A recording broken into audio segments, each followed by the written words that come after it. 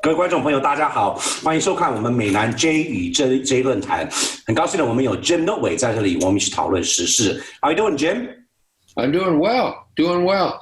Every week, I think that things can't get any more exciting or confusing, and every week they do. Every week there's hope and then there's despair, right? That's the news cycle for you. Yes, it all depends on. It's like the Chinese symbol for yin and yang, right? 就是说，这个每周的时事会让人失望，也或是让人开心，就跟我们中国人的这个阴阳八卦一样，有阳也有阴。希望我们今天会是越来越阳光。我们的制作人我们制作人非常的专业优秀，他给了我们很多很好的主题可以讨论，包括我们这个大法官去世 Notorious RBG 以及川普与习近平在这个联合国上的发言。但是我知道 Jim 有很多的这个想法与他的这个独特的见解可以让我们观众听到。So we'll start off, Jim. I was telling our audience that our producers are so good that there's so many things that we could talk about, from the passing of the notorious RBG to Trump and Xi's speech at the UN conference. However, the main theme today will be a continuation of the past few weeks, which is what you put it as good as it could be. Could you tell our audience what the theme will be today? Sure. I was reflecting on the experience of the last few weeks, and yesterday I saw two things that I thought really we needed to put together. And I thought the appropriate title for today is The Media, the Courts, and the Truth. And the two things that I thought were, and both were very unfortunate. The first one, working backwards, was the court's decision, or actually the grand jury's decision to indict a police officer in Louisville, Kentucky, as the result of the Breonna Taylor shooting 6 months ago. And the event was the massive disappointment that so many people had over the grand jury's decision not to indict the police officers for murder.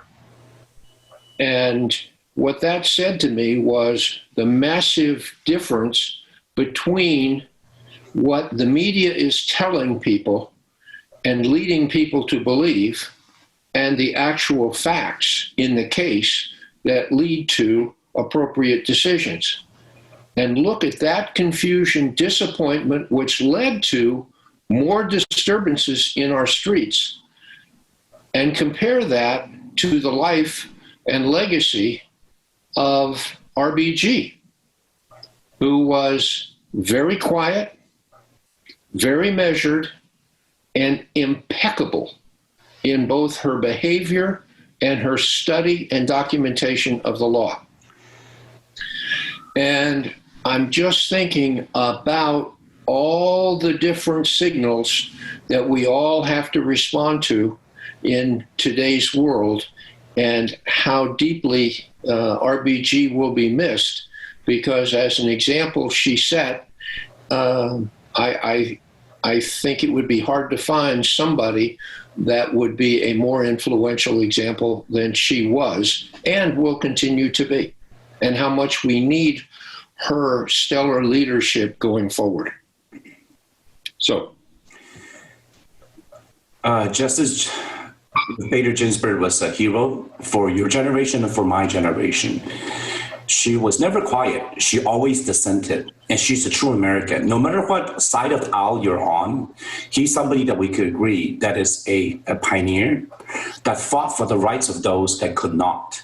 And we need more people like that. And that's a perfect comparison to what's going on today in Louisville and today what happened in the streets. Let me translate that to our audience to let them know how serious this is and how it brought my mood down very quickly to reflect the reality of this society. Jim 讲的真的很好，他说的是我们这个主题是延续到过去这个礼拜，就是媒体、法院的判决以及真实事实，因为这个 reality 就是我们讲这个 facts。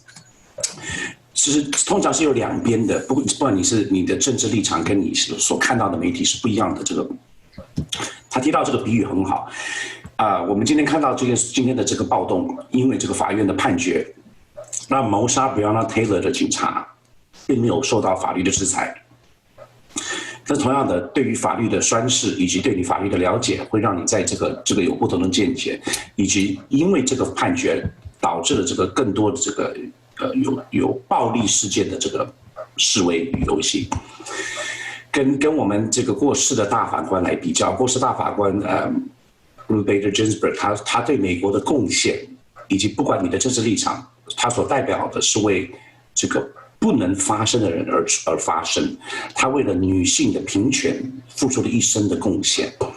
刚刚他的比喻很特别，他说这个 Justice Ginsburg 他是一个很努力、很安静，就像我们华人从小就教导我们教导我们要自扫门前雪，要努力的上，努力的做事情，不要去惹事。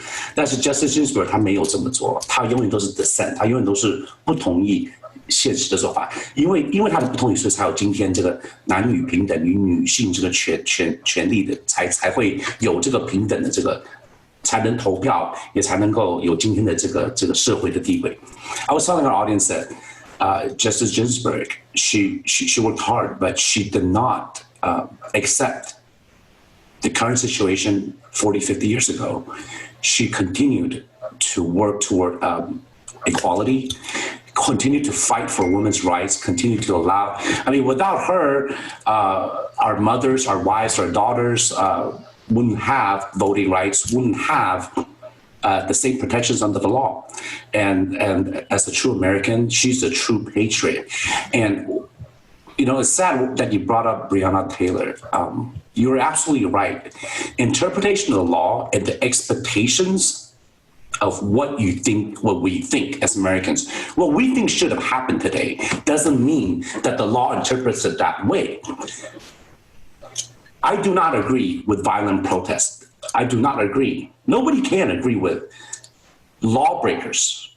They're breaking the law. They're endangering lives and destroying public property. But I could hear the other side saying, look, we can sit here and interpret the law all we want, but when this is your daughter that's murdered, when this is your mother, or this is your wife that's murdered, how would you react? Would you not burn it all down? How do we look at this? How do we stop tearing this society that is so fragile already, Jim? This is what you have a daughter, I have a daughter. What do we do? Three. You have 3 daughters. 3. God forbid this never happens to anyone we love, because she truly is innocent. She had no say in this. So how do we go on from here, Jim? Do you understand? I'm so saddened, and it's such a heavy, there's no right and wrong when it comes to this anymore. When I say there's no right and wrong, I mean, her murder was wrong, but there's no right and wrong we're not lawyers. We cannot interpret what the feds and what the state agencies who are in charge of this prosecution, what do they see? Mm-hmm. What do we go from here, Jim? Well, first of all, I think her shooting was an absolutely human tragedy. It never, ever should have happened. And I feel terribly for her family, for everyone around her, and for those of us who, but for the grace of God, I and we and the rest of us would be put in a difficult situation like she and her boyfriend were. My only reason for bringing all this up is that when we listen to media, third-party reports, that we have to understand that there are many things that we don't fully see that may be important there, that the impressions we get by looking at sound bites or simple presentation may be erroneous. And that we have to condition what we believe based upon conclusions we see on factors that may be beyond our own understanding. That's kind of point one. Point two is as Americans and as people who respect Judge Ginsburg, I think we owe it to ourselves to always be skeptical, for always to do our homework, for always to try to see and balance other points of view, get different sources of information. And fundamentally, where I come out, number 3, is I have great respect for the law. It's not always correct, unfortunately. There have been, I'm going outside this example now, but there have been a series of cases where people who were wrongly convicted served time for murders or crimes that they did not commit, only to find out many years later that new technology provided evidence that exonerated them. So our system is trying to rectify itself, trying to do the right thing, but I think it's the best one that we have, and we need to continue to deal with it. Sir, during Justice Ginsburg's lifetime, when she was a clerk, before she became a Supreme Court justice, when she was a young girl, those laws then were not always correct either. It still applies now compared to 50, 60 years ago. We all support law enforcement. Who would say, I mean, even those people that say defund the police, you have to look into what they mean by defunding. Defunding means taking out their riot suppression, war on drugs equipment, their submachine guns and body armor, and go and police the community, build relationships with the community. That's what they meant. But all of us support the law.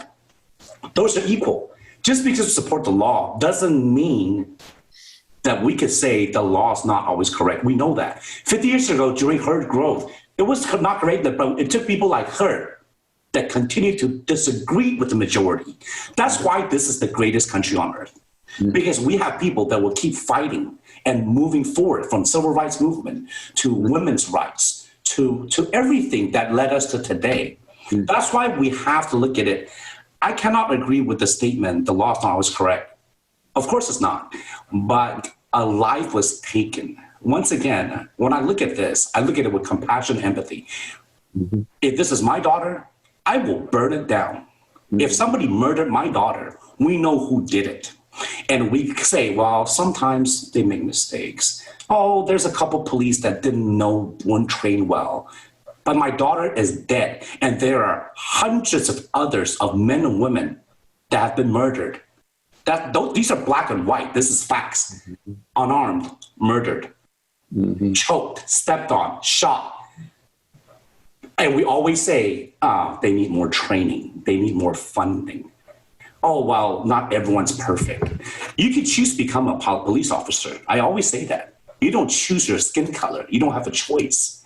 So it's very distressing to me when I hear a big part of the media say that. Oh, well, we need change. It's interpreted. Now, this also doesn't mean we agree with the unlawful and violent protests. It doesn't go hand in hand. But like I said, where do we go from here? Because we're teared up, we're torn up. Well, here's a couple of things where I think we ought to go from here. I am first in line, not necessarily to defund the police departments, but to open them up for outside scrutiny and outside accountability. I have seen so much evidence of police misbehavior, even if it is technically lawful. It may be excessive, it may be inappropriate, and it may be the result of extraneous factors that never should have occurred. I am very, very interested in transparency and full accountability. And under almost every police department in the United States today, it is union rules that dominate any kind of accountability and any kind of responsibility for police action. To me, that is totally inadequate.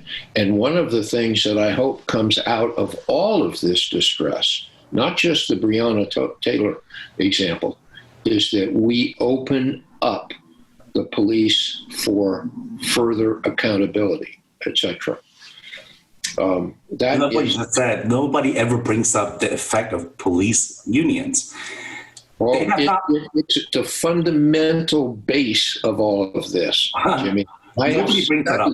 Yeah, nobody brings it up. Everyone wants to blame the police chiefs and the mayors. And look, you can do all you can want to hold them responsible and accountability all you want. But when the union has laws to protect them, to not have any legal repercussions, then nothing will change. So instead of saying defund the police, do we disband the union? But then people that are, or should we say the conspiracy theories, the Soros people will say, well, you can't do that. You cannot. That's why I'm saying it's very hard to have a solution, right, Jim? Well, of course it's hard. But now you said something else that's very important, very interesting. You say you can't blame the police chief or the mayors. I think you can blame police chiefs and mayors. Well, it was rhetorical, but yes, you can. You can put yes. You can, because they are not serving the interests of the people who elected them. They are elected by voters and taxpayers to provide public safety. But the unions draw a line around it, and they call it in police circles the blue line. That basically says, don't come inside this blue line. We know better. And I find that abhorrent. Many people say the same things about the military, but a key element of the United States and every member of NATO is military are accountable to civilian, democratically elected civilian leaders, like presidents, etc. Very, very important distinctions. That's why the United States will never have a military state. I believe we need to have exactly that same accountability over police departments and other activity. So my wish for all of this confusion, disarray, ugliness is that we make important reforms along this line. And I think if RBG were sitting here today, she would say, what is taking so long? Let's go for it. It's a human right.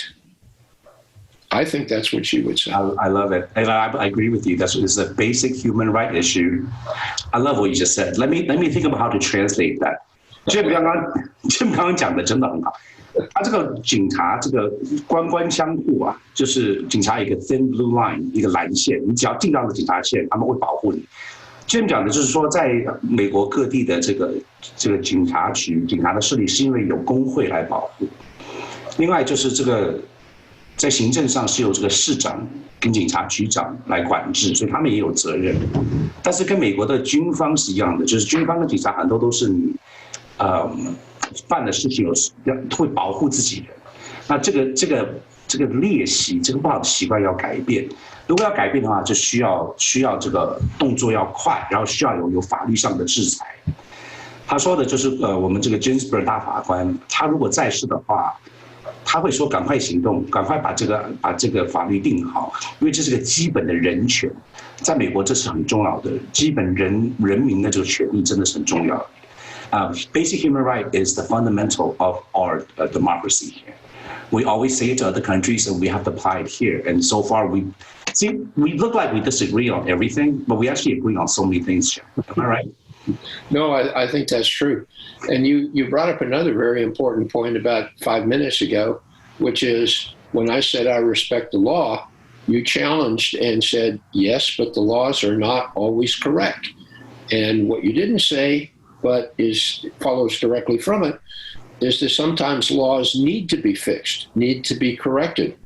And one of the reasons that so many Black people in the United States have so much outrage is that for many, many, many, many years, the laws of the United States and many state governments and many local governments actually legally created discrimination against them. And I'll just give you one example from my business, real estate. It used to be illegal for the federal government to provide guaranteed mortgages for Black people. Why was that? And the answer was because they lived in bad neighborhoods, and the feeling was because they were poor, their presence would bring down property values and endanger the value or the security of the loan. That was written into laws. It took from 1930 to almost 1970 to change that law. That's only one law. There are many, many, many others. That's the kind of thing that RBG did for women, rather than like Thurgood Marshall and others did for racial equality. So I am absolutely for making changes in inappropriate laws as well. 现在房地产很有成就，他非常了解到法律的重要性，他也知道说法律要跟得上时代。虽然你现在觉得这是这个地方现任的法律，但这个现在的法律合法的，并不表示是正确的，因为要与时代的变迁要跟上。在房地产界，从1930年一直到1970年代，一直都有法律禁止非裔美国人得到联邦政府的补助去贷款买房子，因为那时候歧视黑人。说如果这个黑人进到了我们的这个社区，那这个房价就会降低，就会变低，变相的压制。It's a different way, like Jim Crow laws. Until civil rights movement, all these laws were meant to suppress voter registration, suppress mobility in neighborhoods. As a minority, as an immigrant, I could understand, how we could be treated. You are for social justice and social and racial equality. I think fundamentally the majority of Americans believe that. The problem is the extremists on both sides, whether you call them Antifa. I still don't understand what's wrong with Antifa. You're anti-fascist. Why would you agree with fascists? Or anti-KKK? Those are basic things we know. We cannot equate someone that is conservative or that as Christian or that believes in the rights of the state or law enforcement to equate them with these minority racist people that want to have division and problems in our society. They want to create wars. There's a fraction of people that are crazy, the nutcases, paramilitary groups that want to do that. That doesn't represent the majority of us, Jim. That's what's scary, how media has painted. If you're conservative, if you support Trump, you're one of these guys. That's not true. Now, do I say that Trump? Okay, I don't want to get into Trump anymore because this is every week, and every week he'll say something outrageous. This is not a reality TV show anymore. He's not trying to compete for ratings. And so the things he says are very upsetting for moderate Americans, for people like us that are, I really just hope we have a good conservative Christian nominee because they're turning this, the divide is so great that what I'm afraid of is even in local elections, they're going to turn the whole state blue or the whole county, whole city blue. And it's very hard to have that balance again. We keep talking about balance. Balance means that you have to listen to the majority of the people, which is the moderate in the middle, and not a piece of fall to the extremists on each side. And it's hard to see that. I'm sorry, Jim. I'm just, like when you bring this up, it's very hard. It's very hard. Well, a good example of that imbalance is California right now. Yeah. California politics are overwhelmingly unbalanced to Democrats. And I believe that the Californians are paying a price for that. Now, many Californians, obviously the majority, are very happy with it. So that's fine. I say, stay there. Have a good time. But I like the balance. You sound a lot like my friends who are not happy with the ones that are coming here. My fellow neighbors are very upset. A lot of Californians are migrating to Texas. And I happen to agree with that too. And they're bringing their politics here too. They're scared. Well, they're mostly moving to Austin, so we're in Houston. We don't have to worry about it. Yeah, Houston's a little wiser. When I was a kid growing up in California, there was a very famous sign that was in Oregon, facing south into California, on Highway 5 Going north. Going north, and it says, "Do not Californicate Oregon." That makes sense. I mean, Californication. Yeah, do not Californicate Texas. Now, that's the same thing we're worried about. How old were you when you left California? After I graduated college, which I was 21. You're very fortunate because for people like us, I'm a native Houstonian. Yeah. Grew up, born and raised here in Houston, Texas, and I've always enjoyed going to California. It's a beautiful state, beautiful. Whether it's Northern Cal, Southern Cal, LA, San Fran, everything in between, the beaches, even the sand, the desert. California is huge and it's beautiful. Yeah. And the culture, I mean, Hollywood, the laid back attitude, it's still a beautiful place to be. It's just the state taxes are so high and the prohibitive real estate prices, all that kind of led into this. It's sad, right? Now, instead of saying, God, nobody ever says, hey, I'm going to retire and move to Houston, Texas to live out my days. Nobody says that. Everyone's doing this, right? But you know what's interesting about what you just said? But it changed now. Well, it has changed now. They are moving to Houston. But even stronger than that is that when people move to Houston, guess what? They stay. They stay. They do not, like New Yorkers retire to Florida. California, some people go to Hawaii, some people go to Mexico, they all feel they have to leave. Texans don't do that. Texans stay. Why is that? I think they like the blend of things they get here. I think they like the lifestyle. They certainly like other Texans. That's pretty easy to understand. Texans are a lot easier to get along with than New Yorkers, and I used to live in New York. That's a whole other show that we have to talk about for our Chinese audience to understand why are New Yorkers and East Coast Boston folks, why is it so, what are the friendliness and the warmth that the Texans that we have? But I totally agree with you. Houston is somewhere that, because everybody is from somewhere else, right? Yeah. More than California, New York. Everybody, yeah. And the ones that are, like yourself, are from here, your roots are still relatively new. Your parents came here. And so you're only one generation, maybe two. All of us are in Texas because, 2 generations ago, Texas itself was very small population-wise. Lots of land, not a lot of people. So that's why it a lot of cattle. A lot of cattle, a lot of cattle, a lot of wild hogs, and there still is a lot of horses. But Houston we're fortunate to be here. I love the city. I'm sure you do too. This is your home. We are Houstonians, we're Texans, and we hope to keep it. Well, there's change coming. I hope there's change. I don't want to say it keeps it the same as always, but we have to keep up with the times, just like we have to keep up with technology. Yeah. Jim, I want to go back to what we said about the theme of today's show is the courts, the media, truth. So to sum it up of what's going on today and yesterday and this past week is 我们这个有很多问题，这世界上很多问题，我们本地有很多问题，美国本身很多问题，但是问题美国这个系统 the U.S. system, the American system has always been built for trial and error. We make mistakes and we recover from it, and we learn and we can move on, we get better, and we support the dissidents. Like Ruth Bader Ginsburg, Justice Ginsburg, during her time, there are a lot of people that disliked her. A lot of men, sexists that don't like what she says. But as time goes by, look at that, 20, 30, 40, 50 years later, history will always prove who is an innovator and who gave. Even though during that time, it might not be popular and people might be against it.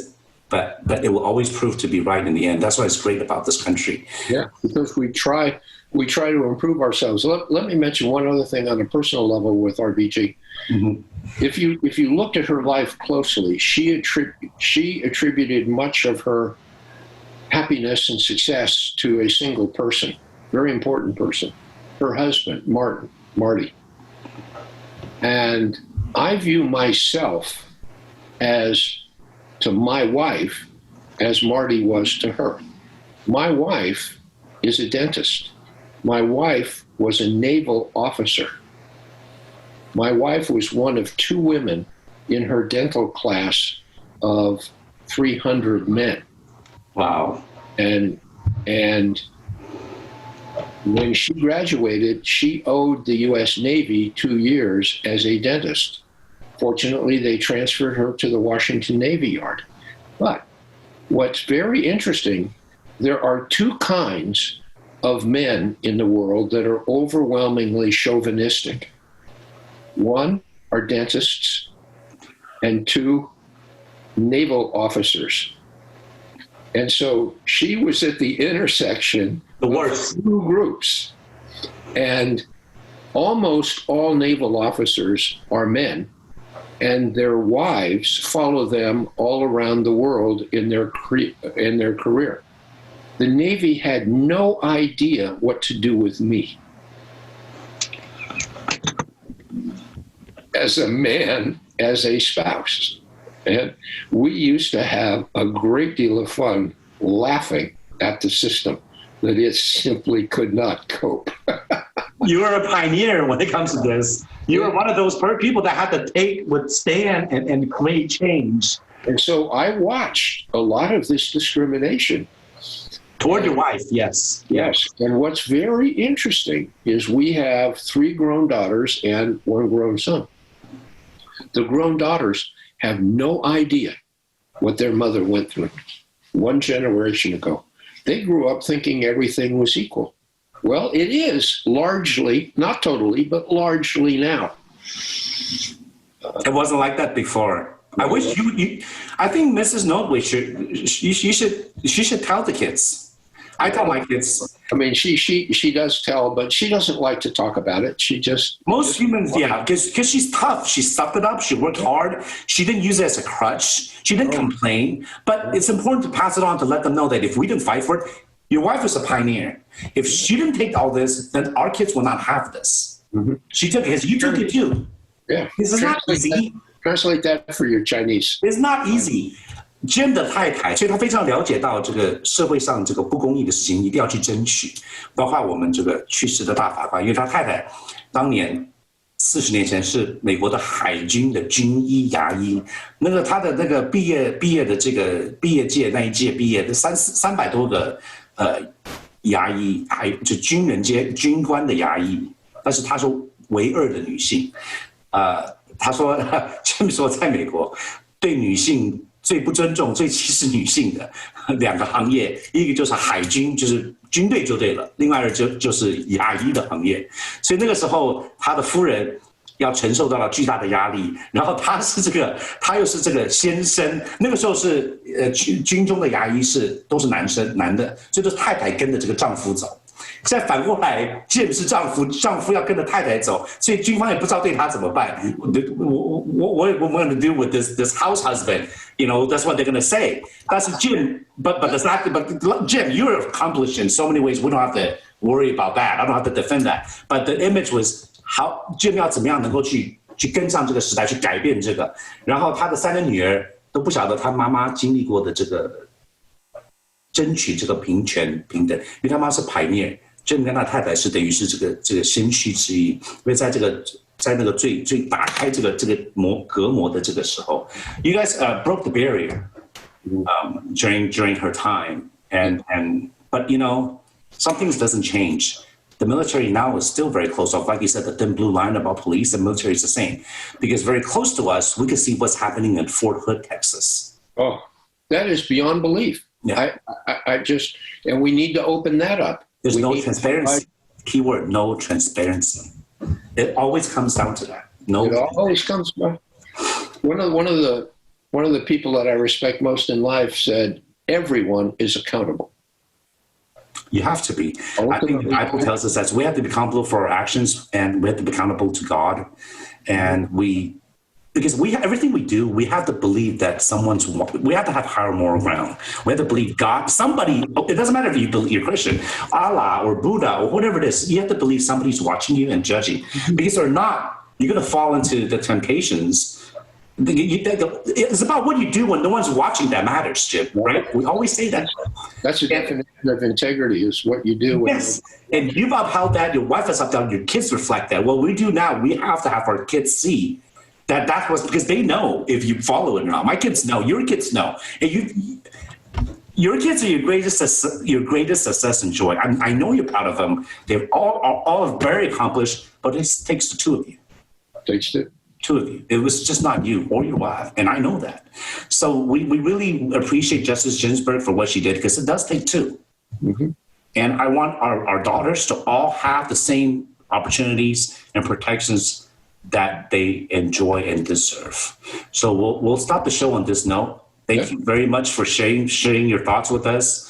非常感谢 Jim 来跟我们分享他的感想。希望各位大家都能在疫情当下，保护得很好，然后大家都很健康。I hope everyone could protect themselves and stay healthy during. It's still a pandemic right now, especially here in Houston, Texas. We had a flood a few days ago. 天灾人祸不断. So we're happy to see you guys, and we hope everyone stays safe and healthy. Thank you for tuning in. We'll add some of those topics into our future weeks, Jimmy. We definitely will. You take care, Jim. Thank you very much. Bye.